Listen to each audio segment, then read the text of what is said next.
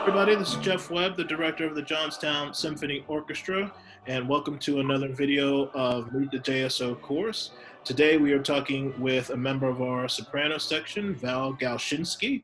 Val, how are you? I'm well, thank you. How are you? Good. I'm good, thanks. So tell me, what have you been doing? Let's start with just what have you been doing during this time that we've been, under this stay-at-home order? I've been retired for about 2 years from music, from choral conducting and such, and so I've become a little bit of a homebody anyway. So this isn't really much different for me. The only thing that I'm missing is the interaction with people. I like the fact that I'm able to go out when I want to, go where I want to. I've been doing just some music things at home, a lot of cleaning, going for walks, taking my little 4-pound teacup poodle for walks. Although I should clarify that. I go for a walk, he goes for a carry. So I've been doing that, keeping busy. So you mentioned that you were involved in music. That was your occupation. Can you tell us a little bit about that? You said you were a choral conductor and teacher? Yes, I spent my entire career at Cambria Heights School District in Patton. I did 35 years, and my claim to fame, if you want to call it, was that I taught every grade level in every building in our district. So I started out as an elementary instrumental director. From there, went to high school choral for about 19 years. Then, and at that time, I also had a couple years where our band director went on a sabbatical, so they didn't get a sub, so I ended up doing it all. And then I finished my career as elementary general. Tell me, how did you get into music? Were you always involved in music, and did you always fancy yourself as a teacher, or were you planning to, or did you have thoughts to be a performer? Neither of my parents were musical per se, but they both loved music. And my mother sang all the time. She actually taught my son how to spell our name, and you could see our name, Galczynski. She taught him to spell his name by singing it in threes, which I would never have thought to do that. And here I am, the music person. So we did have a lot of music and a lot of singing in the house. My parents danced in the living room all the time, but I never really sang until I got to college. I played clarinet. I started playing clarinet when I was in 4th grade, and then of course went into the band. And when I got to high school, I kept putting chorus on my schedule, but never got it. So I never did any singing. Well, then when I got to undergrad at Penn State, we all had to take beginning voice, and I was hooked. And my professor said, why are you a clarinet major when you should clearly be a voice major? And I said, well, I never sang before.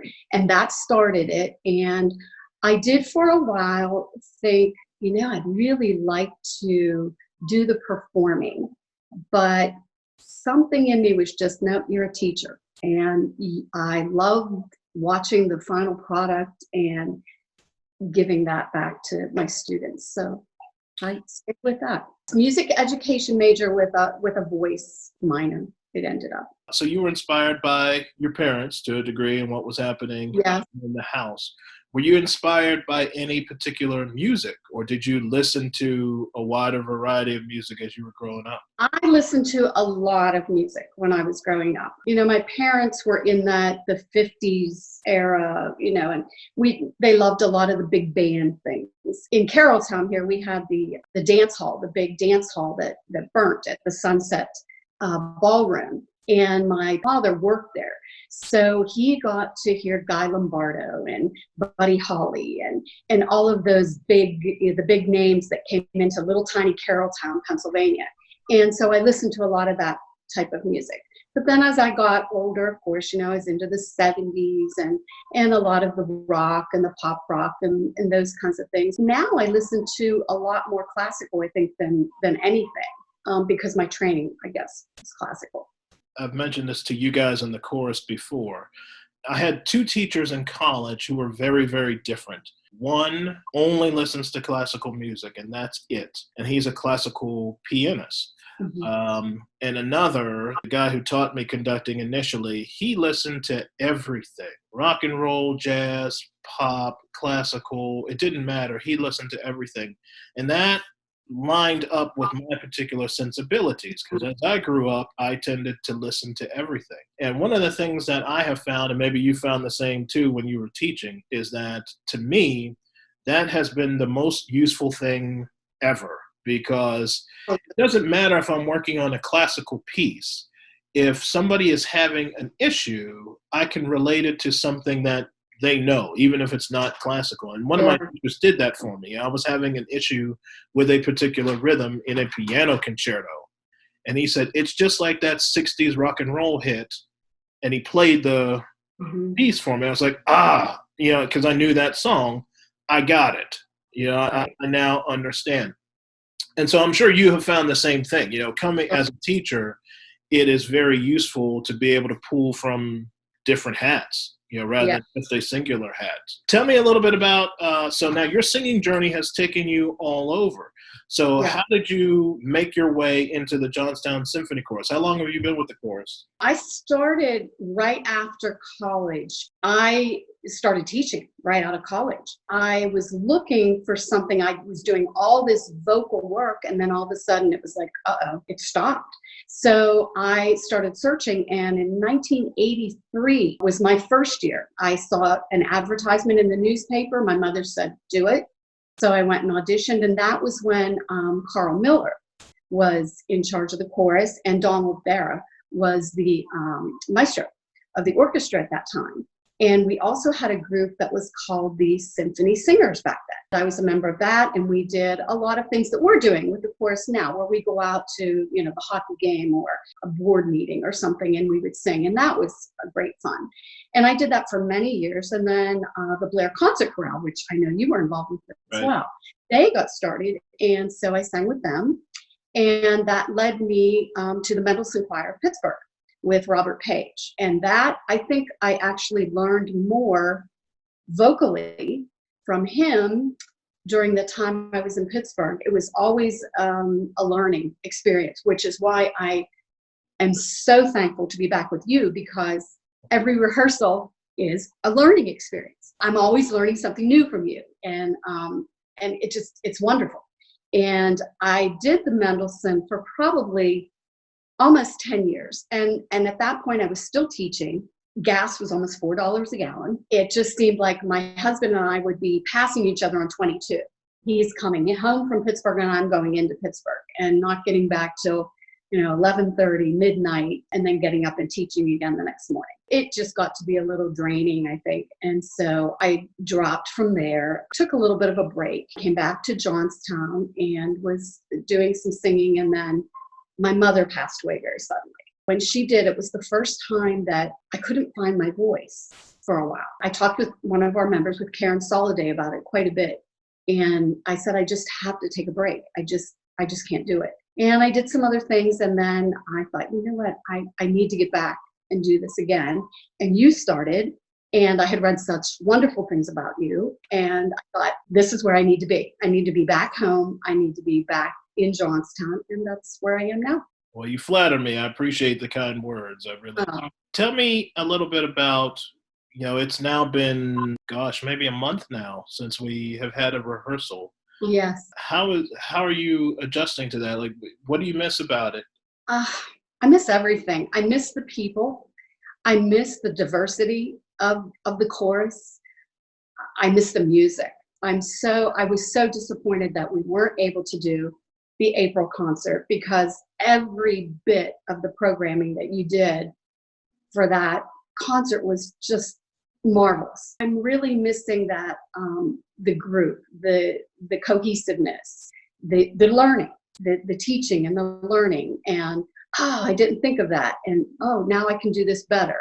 It's funny. I am now 20 years into my career. It's been really hard not to be making music. As a teacher, this is probably the same for you because you were a teacher too. As a teacher, you are going through the school year and you're like, man, I cannot wait for summer Yes. break. And Yes. summer break comes along and you don't do anything and you're fine and everything, and then you go back to school. You work and work and work until you get Mhm. to summer. Now here has been this period of inactivity for us musically. Yes. It just feels wrong. Like somehow it's different than summer break. It's like we were robbed of the chance to do something, and that really is just not sitting well with me. I miss music making, and I you. do. Like when I retired, and I'm about 2 years in now to retirement, and I was so excited.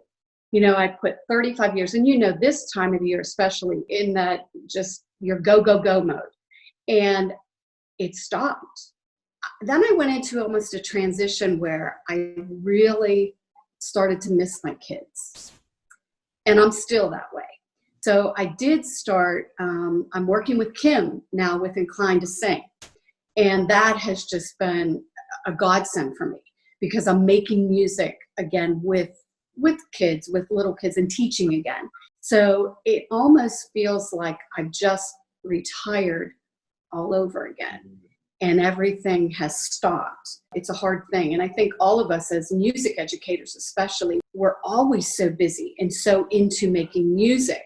We worked so hard and got to that point where we were just starting to gel, and then it was over. It's been really, really odd. So now what are you listening to right now to get you through all of this? I'm listening to a lot of different things, actually. Listening to Barber's Adagio for Strings, which at this time it's so important. But I was listening to the choral version, the Agnus Dei. Yes. And I actually did that piece with the Pittsburgh Symphony and the Mendelssohn right after 9/11. It was so moving and so emotional. And it almost feels like this that we're going through now is much the same. I listen to that. I love requiems, the Verdi Requiem. I've been listening to that a lot. Also, I'm a big Zepp head. I love Led Zeppelin.